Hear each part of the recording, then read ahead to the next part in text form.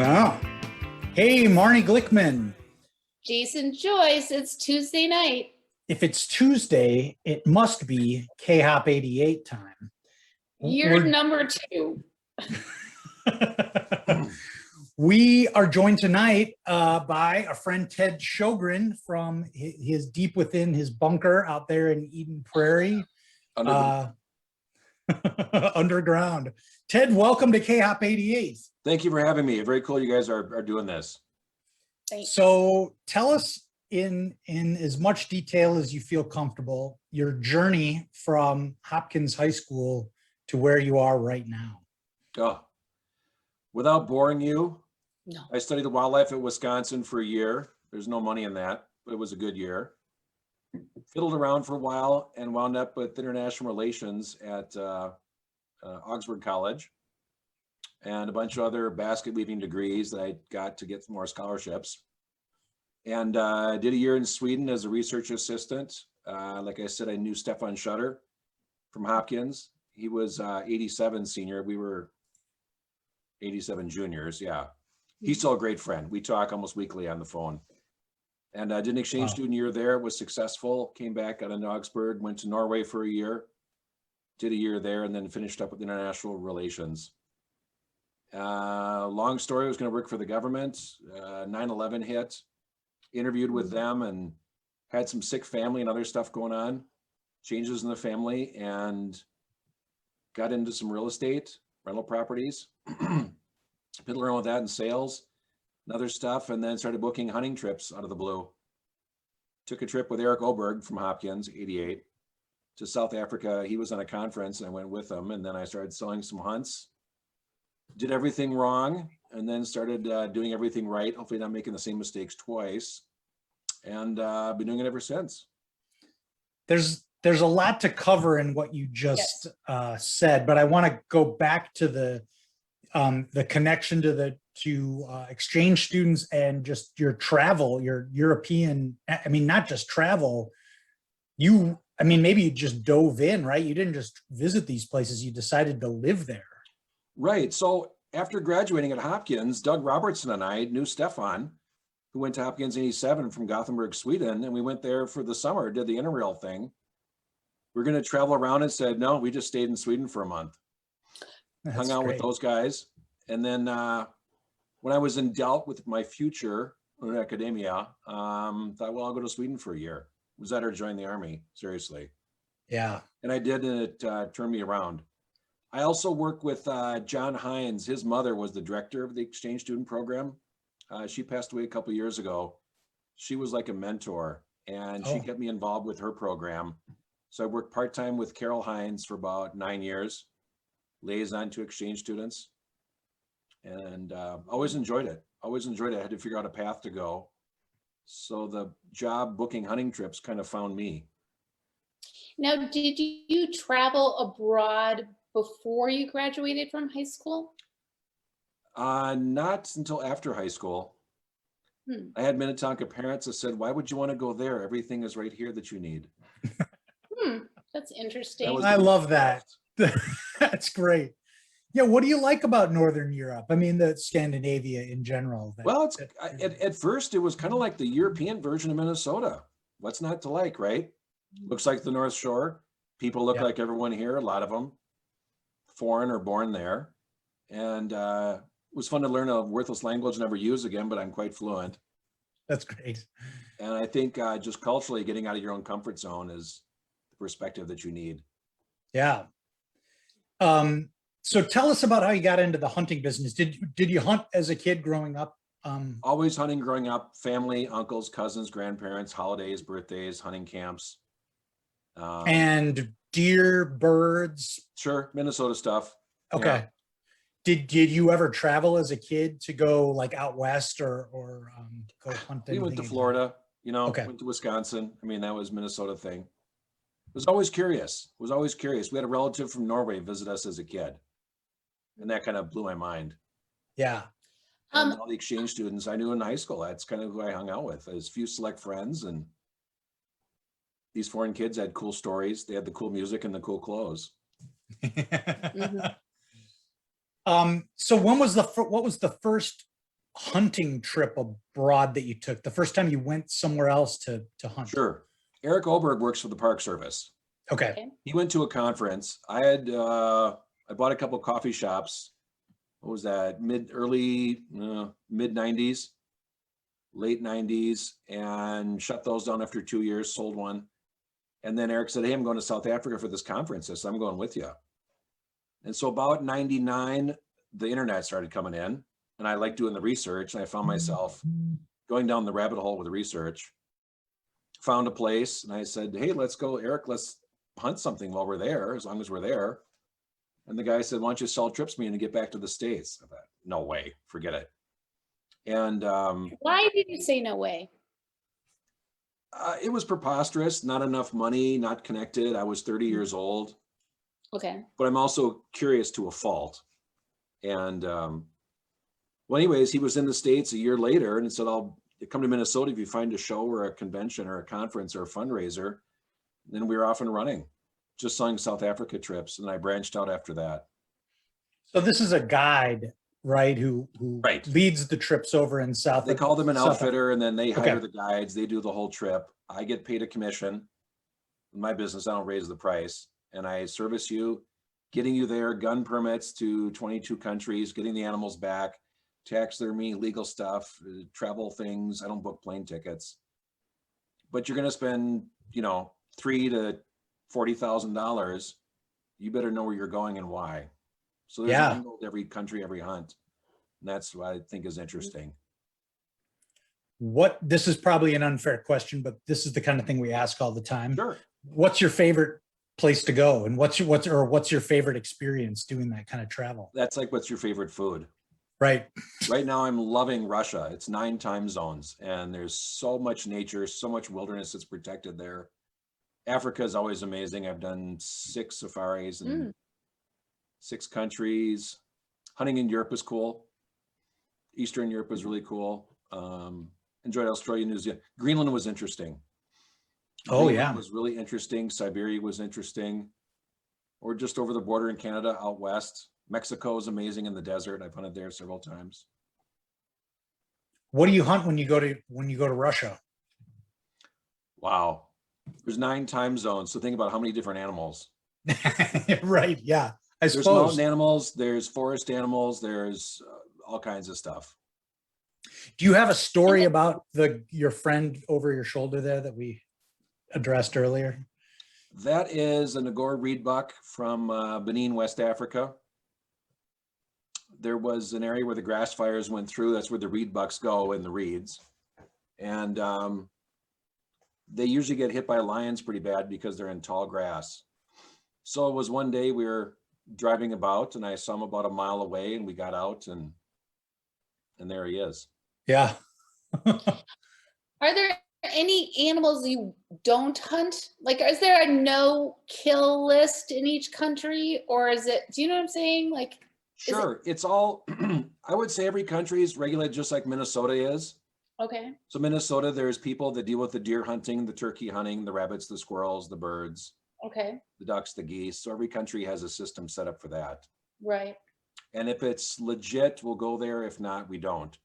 But for Mhm. tourist hunting, there's established countries and places to go that's regulated, safe, good, effective, and there's an industry. And that hunting is a green industry, and it's ecotourism. So it's a sustainable yield like anything else. And if you're not hunting, it's going to be turned into a farm. So it's got a value as a wild area versus being turned into agricultural land, which is a negative environmentally. So the animal's got to pay its own way. It's got a value, and if it's got a value, it stays. If it doesn't have a value, wildlife and wilderness goes away, and in comes industry or agriculture. When I remember, deer hunting where we live, in the northern Midwest is it's a way to control population. It's in and of itself an environmental necessity. And, Right. I remember having, in Wisconsin, where it's really part of the culture, but, at the University of Wisconsin, you have that conflict between the culture and then, college students who are pushing against it. And it's a great discussion because I think Right. it cuts across political lines. Do you find yourself in ethical conversations? I mean, you clearly know what you're talking about. Sure. You answered the last question, but do people challenge you? Do you find that coming up? A lot of times, yeah. And, you know, the polite people will take on the discussion like anything else, political, right? Years ago when that Cecil the Lion, Yeah. I don't want to get into that, but Channel 11 called me and I was on the news. Oh, cool. I got good feedback from it. But as you see, like Minnesota and Wisconsin, the revenue from deer hunting pays for the science to manage the deer. Yeah. So it pays for the science. So are you on the hunts then most of the time with people, or is it just sort of hit All the and miss? places I sell for, let's say 95% of them, I've been there, I've tried it, I've sent people, and then I'll put it in my catalog. Okay. Oh, cool. Because there's a lot of bad people out there. If there's quick money and money to be had, tourism, someone's going to get you. So it's all reputation. That's all I'm worth. I get paid a commission and that's it. Yeah. And are your We have clients, 9 people on a safari. That's what I do. and are your clients only in the United States, or do you have clients all around the world? Right. I've got consistent bookings from Australia, New Zealand, the UK, Scandinavia, Germany, Austria, one African, several Russians, where they go through me to go somewhere else just because they trust me. We know what we both like, what they want to do. Mhm. Trust is everything. Yeah. Makes All right. sense. What's your favorite wild game to eat? Whatever it is, the last thing I cooked. Is that right? Okay. Yeah, I mean, it's like, what's your favorite food? Do you have a freezer full of like Well, it's exotic? Always, Jason. Always. Always. Right now, there's moose corned beef. I've got caribou patties. There's snow goose sausage, fish, 3 kinds of salmon, and ducks from Minnesota last fall. our fish, do you go, is when you go, does fishing count as hunting? I don't even know the right words. Sporting activity? Yeah, so do you book fishing expeditions? Sometimes, yeah, but they're pretty low cost, so I don't really make much on those unless I book a big group. But fishermen can get picky. You have to specialize in that. Funny. Interesting. Yeah. Yeah. Well, we've got a number of people checking in and saying hello. We've got some regulars in the house: Chad Alt, Troy Finn, Chris Camp Glazer. All say hello. Hello, hello. One of the things, you've talked a little bit about your journey since high school and, some international relations that you studied and everything. Right. What, do you remember a particular class or a teacher from Hopkins High School that you had who influenced your life? Maybe somebody that you still think about? I just remember Willie Lauder. He was at North and he was at Hopkins. Gene Kremen. They were in the military in Vietnam and they talked me out of going in the service. Oh, really? They Biggest talked you influence. out of it? Yeah. And They did you said act, make it your choice, but know what you're getting into, and this is what we did. So coming from a Vietnam Interesting. vet, it's a pretty powerful statement. Yeah, that definitely is. So you were you were outwardly considering the military enough in high school to have teachers. Yeah, I think, who was ready for college at 18? Some people were, some weren't. Yeah. And I knew a lot of my European friends, they always did some kind of service, or they did a year abroad, or they were nannies, or they worked in France for a summer, a ski lodge. And then when they were ready to go to school, then they did. So I did my years abroad, and then I was focused. For me, that's What? I remember Oberg was in like that Civil Air Patrol, right? Did you? He was the police dabble in that? explorer. I was in Civil Air Patrol. Okay. what My dad is called my Hitler Youth meetings, and I resented it. what on, is Dad. Civil Air Patrol? Swivel chair patrol, the Air Force calls it. Air Force liaison, cadet program, learning about planes, military, whatever not. They do search and rescue in the state when a plane goes down. Yeah. Interesting. Were your parents involved in the military? Nope. No. My dad was ROTC in 1966, and he was Ooh. commissioned to go to Vietnam as a lieutenant, and he got in a car accident right after basic training. Thank God. Wow. Yeah. Well, that's a whole other level of influence from a teacher to sort of have a serious adult conversation with you about the Yeah. military. Um, Mark Yeah, Saturn, wow. English teacher, was a great guy for yearbook. Turned me on to Sure. literature, really was passionate about it. Were you on the yearbook staff? Yeah, 1 or Yeah. 2 years taking pictures. Yeah. Yeah, we've had a couple of yearbook people on, Julie Hepner and Debbie Oleski. Mhm. We went through the pitfalls of yearbook, hunting Right. down every last student in our class, right? Was that your part of your job as a photographer? Do you have like a shoot list? I didn't have to do Hands-off. layout. It was adventurous because I mean, I think it was like true journalism at that age, Yeah. where you need this picture, you're on assignment, you carry that camera on your neck every day because you don't know if you get a shot or not. Oh, really? So like all day, every day you had the camera and you had to Yeah, get, otherwise you got crummy shots.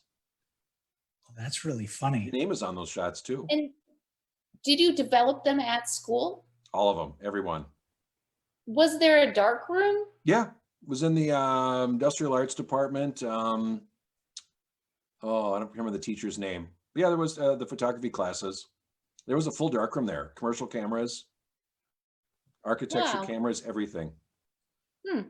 That's fantastic. We've had Kyle Hansen on the show, and he was like one of our first guests, and he shot rolls of candids Yeah, that an art teacher sort of famously said, I don't know what you're wasting your time on this for. And like 30 years later, they're artifacts. I mean, they're really artifacts. they're very just cool. Jim Orndorff got me into photography at Hopkins. Oh, really? Fabulous photographer. Facebook contact with him. Haven't seen him in years. He won't come to a reunion. Super talented guy. He's got volumes of stuff. We have to track Track that. him From high down. school? Track him down. Okay. He's I on didn't- Facebook. He was a bit of Cool. an enigma in high school, right? Is that fair to say? He was a sophisticated guy. I mean, he really had taste. He was another plateau. I mean, he was 17 going on 40 when he was Yeah. in school. Did you have a job in high school? Yeah. What Worked was at your gas job? stations with Doug Robertson. Oh, tell us about that and give us, if you would like, a story about the young Doug Robertson. Young Doug Robertson. Well, he was really blonde, Yes. drove a Honda, Mhm. played hockey. That was Doug in high school. Yeah. So you worked at which gas station? Oh gosh. There was a Sinclair over by 7 High. There was a Uh-huh. 76 at Hopkins Crossroad and 7. And there was an Amoco down on Highway 7, further west. Okay. Was Yeah. it Wow. cold So to yeah, put what'd you guys gas do in the- there? Back in the 80s, man, it was full serve. Check your oil, wash your windshield, check the air in your tires, try and get people in the work bay. Cars broke down every week. That's what you did. So you did that. You weren't just ringing people up for soda and candy and cigarettes. Didn't You were cashier. out. No, we were on the drive, as they called it, checking cars, check for oil, and then make sure that something's wrong with their car, and then get them in the bay to fix it.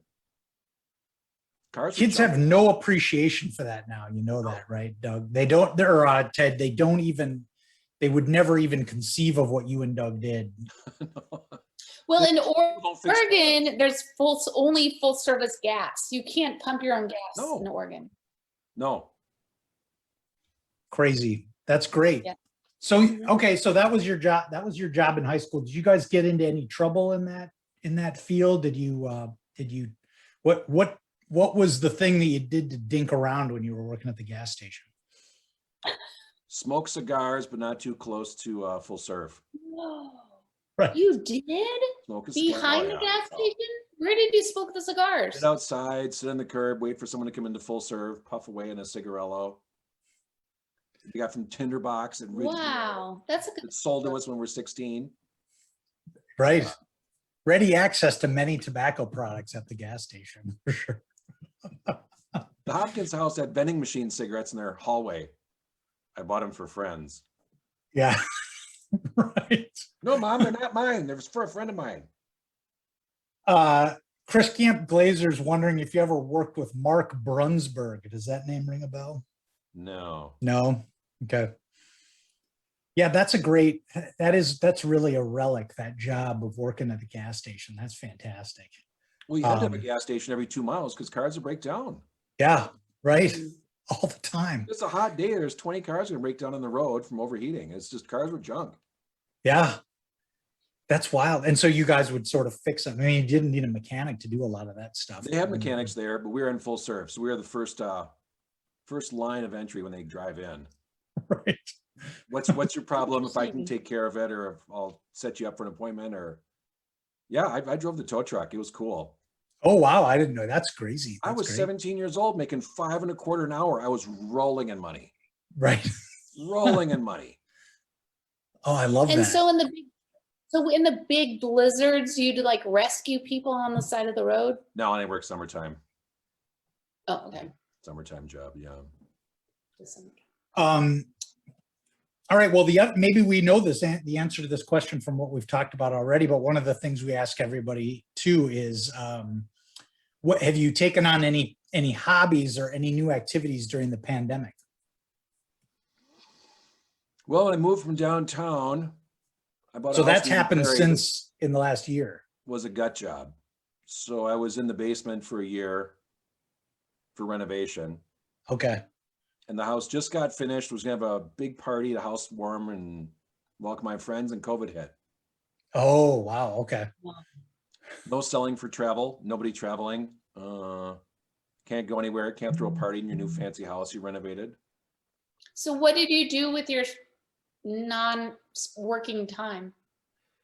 Well, Don't say Bitcoin. I'm the same weight, but my pants don't fit.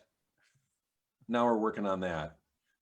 Yeah, To be blunt. yeah. You No, it wasn't exercising? much. It was painful, horrible. It was. Sitting around being handcuffed with a tape over your mouth. No, it's terrible. No, And now our it's thing- Renaissance. Everyone's open, doing, running. I Yeah. don't care. Yeah. Is it coming back? Are you feeling the effects of us emerging here?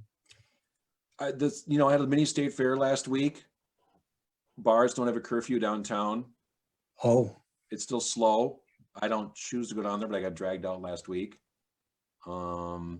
Travel, people are asking questions. Trips they planned 2 years ago, we're trying to replan for 22 now.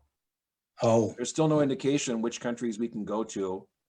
There's still no definite answer if we need a COVID pass, what it will be, how to enforce it, where to go with that, how to validate it, what European criteria is. Can we fulfill that in America? Long discussion, but that's where we're at with travel. So the phone's ringing off the hook now, but people are asking about it. yeah. Wow. I didn't even think about that. Of course, because Americans aren't let into any countries at this point. Yeah, right? especially Canada. Yeah. Our longest The border, easiest biggest trading hunting. partner. Tell me No, more every- about that. Every 30 Like, days, what- I Canada don't gives know. us an answer. Every 30 days for the past 2 years, they say, we'll give you another answer in 30 days. 30 days comes and they say, no, Americans can't come. Ask us again in 30 days. So we got people who have dropped 6,000 on a trip to Canada, and they've taken 4 business clients. So they're about $40,000. Business entertaining's been sitting in an account in Canada for 2 years, and they can't take their clients. Not a judgment. I'm just saying that's the reality. Right. Yeah. Well, I got to think, I mean, that I'm sure aspect of tourism to Canada is fairly significant, right? Hunting Sure. and outdoors activities. So, But they won't give us Yeah. an indication or any information. Like, Biden says we could open up by July, or the European Union says with the vaccination, you can come over and plan on this. And we've got testing for some countries. Canada, just every 28 days, they'll say, well, we'll tell you in 28 days. Mm. And Which 24 of those. which countries are open for your business? Africa's open. Okay. Africa's open with a 72-hour test. Alaska, even though it's United States, it's a 72-hour test. You can't go into the indigenous villages, which I understand. And areas of Mexico, but their hunting is in January, so that's not an issue yet. You could go to Mexico, and that's it. Maybe Wow. Argentina, Australia, New Zealand, no. Well, where do you travel? Do you ever go on any trips that aren't related to your business? Yeah, I go to the Caribbean, see friends in Europe, see friends all over. It's Yeah, just that network you have of friends, and yeah, there's always somewhere to go if you have frequent flyer tickets. that's true. That's what Julie Hepner does. That's her full-time deal, is traveling when she gets a chance. Yeah. She's a good friend. Yeah, she said she stayed at Shea Ted Shea Ted South. somewhere. Shea Ted South. Tell us Yes, about down in Shea Naples, Ted South. Florida. Yeah, Okay. Naples is a suburb of Minneapolis. Yeah. Okay. Yeah. We've heard about another one of our classmates. I'm not going to reveal their Is it a name suburb of right Minneapolis? now. Who's purchased a property in Naples and is encouraging others to do the same. Okay. So yeah, apparently this My is parents had an enclave with all their friends. Now they're gone. So it's our turn, Jason. right. Have you been down? Did you go down there this winter? I had renters all winter, but I Okay. was down there. Julie was cruising through on business. I was down there April. Okay. Yeah. I might go down there fishing in a few weeks. I'm not sure. Yeah, that's something. Well, I want to know more. Can we talk a little bit more about hunting? Absolutely, Marnie. So one of the things which I don't know if any of you know, I think Jill Kopstein knows, and maybe Amy knows, is we went to summer camp, and when I was a little girl, Mhm. and we took rifle shooting classes Okay. and had like NRA badges and stuff. So like Fantastic. when someone comes to you and wants to go on a trip, do they have to like, you know, there has to be all the legal paperwork, but do you teach people how to hunt? Do you know, are there like beginning hunting trips and advanced hunting trips? Great question. You're exactly right. Usually by the time people want to travel to go hunting, they've done it before. There's a proficiency, competency if they're going to spend that much money. Mm-hmm. They don't want to go somewhere and spend $5,000-$10,000 and not see anything.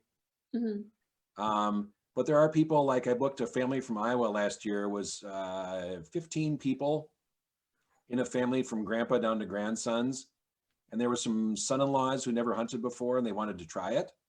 Mm-hmm. So they'd done some rifle shooting with grandpa and we checked them out when we were in Namibia. I went along on that trip and I had other clients coming. I was gone for a month. And we looked at their safety and they're with a guide and the guide had his gun and we walked through a beginner and make sure it's safe. And actually hunting is safer than tennis or golf if you look at the statistics. But safety is the whole thing. So the course you took at summer camp was fantastic for safety. Yeah. I actually competed in rifle target competitions. How did you do? I was actually pretty good at it. We did it all prone because we were like little girls, you know. We Prone were is like, the most accurate. yeah, but we competed in northern Minnesota against other little girls. Okay, so safety, but you don't have hunting teachers along the way. Well, in Minnesota, you can take a Minnesota Firearm Safety class, hunter education. Yeah. I teach that twice a year at our club for the past 10 years with a team of other teachers. Mm-hmm. But if someone wants to get into it, there's always a place to go. To learn skills. To learn, yeah. It's a mentoring kind of thing. Yeah. Interesting. They're worried, right? I mean, I don't know if it's the same way in Minnesota, but in Wisconsin, they're a little bit worried about hunting dying out because gradually, generation by generation, fewer and fewer people are hunting. So they're doing a lot with trying to get women out to hunt. Absolutely. Women are the highest growing sector in the outdoor field. And are you seeing that in your business as well? Huge, huge. Daughters are going with dads, wives are going, wives hunt, daughters hunt. It's huge. And then I have another question about trends in hunting. Do you notice changes in like animal patterns due to climate change? Like in my neighborhood, we have more like turkeys running around. Bingo. All those turkeys, Marnie, were introduced to Minnesota in 1983. So it's not a native Minnesota turkey. It's one from our part of the state. Another part of the country, sorry. Well, we have California turkeys, but yeah, same Minnesota. point. So So there's you're not the no, same turkey we used to have, but there are a lot of them.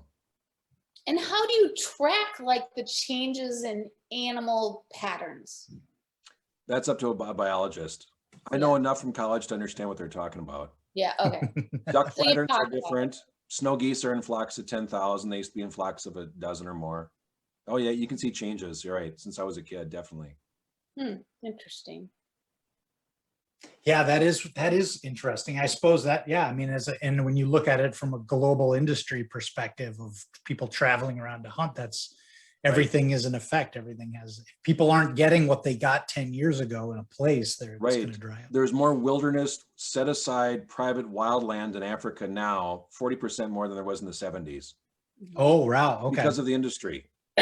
Right. So they sell the game in a store. So you can buy kudu steaks or a warthog fillet at the supermarket in South Africa. And that's sustainable, having a native animal versus a cow. Well, And you can Ted, have that in a wild area. I have to share my wild animal story with you. So I live, as I mentioned, on open space in Northern California, but every year there's more and more rattlesnakes because of more and more drought. And they like come onto our property, rattlesnakes. Looking And for they mice. scare the, what? They're looking for mice or something to eat. Well, you know what they say? They're looking for water Yeah, probably. and shade. So it's really scary. Like I just noticed every year there's more turkeys and more rattlesnakes. Have you considered carrying a sidearm to take care of those snakes, Marnie? A 6-shooter? Actually, no. We have a very good county government, and you call them, and they do capture them for you for Oh, free. yeah. Okay. Oh, really? they Yeah. Yeah, they come with like the last lady came with like a bucket and like a big hook. And we had to like, my husband and I had to like trick the rattlesnake out of the garage. It was the scariest wild animal ever. Pepper spray, Yeah. Marnie. Oh, well, that's a good thing to think about. Yeah. Do you have wild animals in Eden Prairie? Everywhere. Like what? Deer, turkeys, ducks, everything. Yeah, it's like Minnetonka, remember? Yeah, it's Kind of wooded. barely. Right. Okay, Okay. speaking of animals, this is Karen Hintermeister's question. Do you have any pets? No, just because I just moved here. Downtown, I didn't feel like plastic bags in the morning. But I don't know, I might consider a dog in the future. I used to have a dog. What kind of dog? Black Lab. Cool. To go duck hunting with? Did you hunt with course. your dog? Yeah. Oh, labs are fun. Yeah. They'll love you to death. Right. Right. That's great. Hey, Marnie, do you want to tell us who's coming up on the show? Oh, I do. Give me 1 second. While I'm pulling it up, because I'm not ready, Jason, everyone, I am working on the Dance Line show. Hold Good. on. There's going to be some good stories. I'm working on the Dance Line show. I can't announce it at this point. That's fine. It The might tease be is enough. Yeah. Mm-hmm. There's been some nibbles from some very influential women. Okie dokie. To top this show next week, we have Joel Murphy, June 15th, episode 55, Linda Schneewind and Carrie Silvernagel. June 22nd, I'm proud to announce the orchestra show. June 29th, Katie Keenan and Jenny Thompson rescheduled. July 13th, Brad Herman and Carl Anderson. July 20th, Todd Finn. It is a hot summer lineup. Well, Ted, so when you hear about these names, I know you haven't really watched the show very much, but let me think here how to phrase this question. What impression did high school leave on you? I know that you were pretty involved in organizing one of the reunions, I remember. Yeah, the first 20th, and then I think there was a rush on the 25th. It was a last minute kind of thing. We kind of threw it together too quick and then wanted to hand the torch off to somebody else. Yeah. The 20th, no one took initiative, and I think we just started on Facebook then, became a part of our lives. And just there was people coming out of the woodwork who wanted to do it. And I'd worked with volunteers and I'd worked with nonprofits before. So it was just kind of a natural thing to step into it. And then it was just the best team of people just got on board and did it. And we just had a meeting once a week. And those were Oh, wow. involved, just did everything, and it was easy. It was fun. Yeah. It was fun. Cool. Being where you are now, do you run into people from high school in the grocery store, or, you know? I out don't. It's kind of disappointing. around? We did have Patty Haggerty and Heidi Zeke both live near you, where you live now. Okay. And they've Ted. discovered that they live within like a mile of each other and they never see each other. So That's what Facebook is for, or your interviewing show. No, I think your show is Well, great. Ted, there's something else, everyone, is don't forget we have the KHOP88 Google map. Okay. And so all the guests are mapped on a Google map, and I will add you, Ted. I add the Thank guest you. every week so you can Flattered. see who lives in your town, in your state. I It's think it's great what fantastic. you guys are doing. It's fun to keep the connection going. High school was not the best time in life, and I would have no nostalgia towards it. However, when we were doing the reunion planning, I realized how many people in high school I didn't know that I got to know at the reunion that were just fun and interesting, or somebody you saw in a class. And that's who I enjoyed talking to. I can talk to Doug or Eric or Julie or somebody else anytime I want to, but it was everybody from school I didn't know in school that I talked to at the reunion, and the evening went by in 5 minutes. Cool. Wait for the next one. totally agree. That's the fun of doing this thing every week. But yeah, that was always the time at the reunion too. Like, I talked to that guy for 20 minutes and I never knew him, couldn't have picked him out of a lineup in high school. Right. Exactly. And where else can you go in a room full of people your exact same age? That's Good or bad? Right. Except Marnie, who's like a year younger than everybody for some reason. It's crazy. Well, so Ted, we're wrapping up. Is there anything else you would like to share with us in the world about your life now? Oh, wow. Memories? Just Something waiting for funny it to get about back to Doug? normal. Yeah. Marnie, this morning I had to say, I thought about you in 9th grade, you dressed as Boy George and you Oh. pulled it off and it was cool. What was I wearing? Oh You my God. dressed like Boy George. You had What? overalls and a baggy shirt and you had like boots on and this cool hat and braids hanging out. You're ahead of your time, Marnie, you still are. Well, super. I know I had a fedora and the overalls, but I appreciate that memory. I will share it with my. It was not a costume, it was true fashion. You were with it. The rest of us were in tennis shoes and t-shirts and jean jackets. Hey, we started this high school reunion stuff with KHOP, so it was a cool memory. It said a lot about you. Thank you So very very cool much. for doing this. Thank you. I'm flattered you chose me. Okay. Yeah, thanks, Ted. That was really interesting. Good luck getting back into the swing of things with your business and your Same with you guys. international travel. Okay. Well, Jason, see you next week. See you next week. Take care, Thanks, guys. everybody. Have a great week. Be Bye, safe. Hopkins.